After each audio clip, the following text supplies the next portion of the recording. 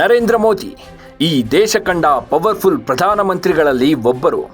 ವೈರಿ ದೇಶ ಪಾಕ್ ಗಡಿಯಲ್ಲಿ ಕಿರಿಕ್ ಮಾಡುವ ಚೀನಾಗೆ ನಡುಕ ಹುಟ್ಟಿಸುವ ವಿಶ್ವಗುರು.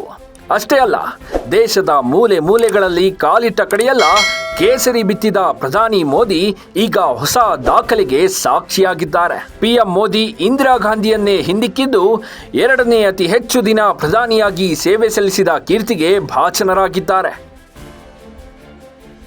ಇಂದಿರಾ ಆಯ್ತು, ಮೋದಿ ಮುಂದಿನ ಟಾರ್ಗೆಟ್ ನೆಹರು. ಇಂದಿರಾ ಹಿಂದಿಕ್ಕಿ ಎರಡನೇ ಸ್ಥಾನಕ್ಕೇರಿದ ಪಿಎಂ ಮೋದಿ. ಭಾರತಕ್ಕೆ ಸ್ವಾತಂತ್ರ್ಯ ಸಿಕ್ಕ ನಂತರ 14 ಪ್ರಧಾನಮಂತ್ರಿಗಳು ಸೇವೆ ಸಲ್ಲಿಸಿ ಇತಿಹಾಸ ಪುಟ ಸೇರಿದ್ದಾರೆ. ಜವಾಹರಲಾಲ್ ನೆಹರು ಮೊದಲನೇ ಪ್ರಧಾನಮಂತ್ರಿಯಾಗಿದ್ದು ಒಟ್ಟು 4 ಬಾರಿ ಪ್ರಧಾನಿಯಾಗಿ ಸೇವೆ ಸಲ್ಲಿಸಿದ್ದಾರೆ. ಅನಂತರದ ಸ್ಥಾನದಲ್ಲಿ ಇಂದಿರಾ ಗಾಂಧಿ ಇದ್ದು ಇದೀಗ ಪ್ರಧಾನಿ ಮೋದಿಯವರು ಇಂದಿರಾ ದಾಖಲೆಯನ್ನ ಬ್ರೇಕ್ ಮಾಡಿದ್ದಾರೆ. ಈವರೆಗೆ ಅತಿ ಹೆಚ್ಚು ದಿನ ಸೇವೆ ಸಲ್ಲಿಸಿದ ಪ್ರಧಾನಮಂತ್ರಿಗಳ ಪಟ್ಟಿಯಲ್ಲಿ ಇಂದಿರಾ ಎರಡನೇ ಸ್ಥಾನದಲ್ಲಿದ್ರು. ಇದೀಗ ಪ್ರಧಾನಿ ಮೋದಿ ಇಂದಿರಾ ಹಿಂದಿಕ್ಕಿ ಎರಡನೇ ಸ್ಥಾನಕ್ಕೆ ಏರಿದ್ದಾರೆ.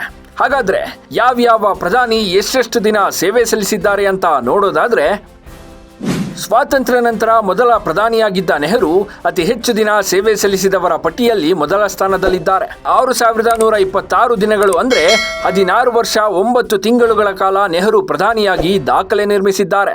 ಇದಾದ ನಂತರ ಇಂದಿರಾ ಗಾಂಧಿ ಎರಡನೇ ಸ್ಥಾನದಲ್ಲಿದ್ರು. ಬರೋಬ್ಬರಿ 4077 ದಿನಗಳು ಅಂದ್ರೆ 11 ವರ್ಷ 2 ತಿಂಗಳುಗಳ ಕಾಲ ಪ್ರಧಾನಿಯಾಗಿ ಎರಡನೇ ಸ್ಥಾನದಲ್ಲಿದ್ರು. ಇದೀಗ ಪ್ರಧಾನಿ ನರೇಂದ್ರ ಮೋದಿ ಅವರು ಇಂದಿರಾ ದಾಖಲೆ ಬ್ರೇಕ್ ಮಾಡಿದ್ದು 4078 ದಿನಗಳ ಕಾಲ ಸೇವೆ ಸಲ್ಲಿಸಿ ಹೊಸ ರೆಕಾರ್ಡ್ ಸೃಷ್ಟಿಸಿದ್ದಾರೆ. 11 ವರ್ಷ 2 ತಿಂಗಳು ಸೇವೆ ಸಲ್ಲಿಸಿದ ಮೊದಲ ಕಾಂಗ್ರೆಸ್ಸೇತರ ಪಿಎಂ ಎಂಬ ಹೆಗ್ಗಳಿಕೆಗೆ ಮೋದಿ ಪಾತ್ರರಾಗಿದ್ದು ವಿಶೇಷ. 3 ಬಾರಿ ಗುಜರಾತ್ ಮುಖ್ಯಮಂತ್ರಿಯಾಗಿ ಕಾರ್ಯನಿರ್ವಹಿಸಿದ್ದ ಮೋದಿ 2014ರಿಂದ ಭಾರತದ ಪ್ರಧಾನಮಂತ್ರಿಯಾಗಿ ಸೇವೆ ಸಲ್ಲಿಸುತ್ತಿದ್ದಾರೆ. 2 ಬಾರಿ ಯಶಸ್ವಿಯಾಗಿ ಭಾರತವನ್ನ ಮುನ್ನಡೆಸಿ ಸತತ 3ನೇ ಬಾರಿಗೆ ಆಡಳಿತ ನಡೆಸುತ್ತಿದ್ದಾರೆ. ನೆಹರು ದಾಖಲೆಯನ್ನ ಮೋದಿ ಮುರಿಯಬೇಕಾದ್ರೆ ಈ ಅವಧಿ ಅಂದ್ರೆ 2029ರವರೆಗೆ ಸೇವೆ ಸಲ್ಲಿಸಿ ಮುಂದಿನ ಎಲೆಕ್ಷನ್ ನಲ್ಲಿ ಗೆದ್ದು ಪ್ರಧಾನಿಯಾಗಿ 2 ವರ್ಷಕ್ಕೂ ಹೆಚ್ಚು ಸಮಯ ಸೇವೆ ಸಲ್ಲಿಸಬೇಕಿದೆ. ಆದ್ರೆ RSSನ ನಿಯಮದ ಪ್ರಕಾರ 75 ವರ್ಷ ಆದ ನಂತರ ರಾಜಕೀಯದಲ್ಲಿ ಮುಂದುವರಿಯುವಂತಿಲ್ಲ. ಇದರ ಮಧ್ಯೆ ಸೆಪ್ಟೆಂಬರ್ 17ಕ್ಕೆ ಮೋದಿ 75 ವರ್ಷ ಪೂರೈಸಲಿದ್ದಾರೆ. ಸಹಜವಾಗಿಯೇ ಪ್ರಧಾನಿ ಮೋದಿ 75 ವರ್ಷ ತುಂಬಿದ ನಂತರವೂ ಪಿಎಂ ಆಗಿ ಮುಂದುವರಿಯುತ್ತಾರಾ?